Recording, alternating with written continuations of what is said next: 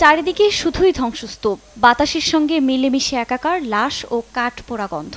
Israeli বাহিনীর নারকীয় তাণ্ডবে শেষ আশ্রয়টুকু হারিয়ে যেন বাকরুদ্ধ গাজার রাফার নিরীহ এসব ফিলিস্তিনিরা।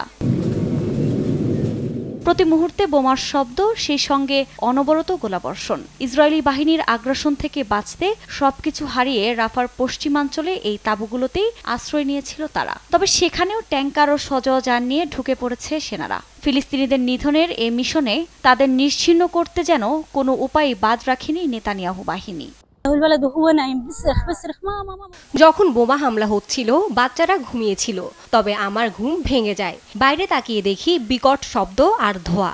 আশেপাশে অনেকেরই রক্তাক্ত লাশও পড়েছিল। অনবরত গোলাগুলি ও রকেট হামলা হচ্ছে। ভয়ে আমরা সকাল 6টায় ঘুম থেকে উঠে পালাচ্ছি। তবে কোথায় যাচ্ছি জানি না, কি হবে এরপর এও জানি না। আমাদের তাঁবু নেই এবং আমাদের কিছুই নেই, একমাত্র উপরওয়ালাই ভরসা। আমি শুধু হাঁটছি আর হাঁটছি, আর হাঁটতেও পারছি না। জানি না কোথায় গিয়ে থামবো। তারা বলে আমাদের নিরাপদ কোথাও চলে যেতে, তবে নিরাপদ কোনো জায়গায় এখন গাজায় নেই যেখানে আমরা যেতে পারি। আরব বিশ্ব কি এগুলা দেখে না?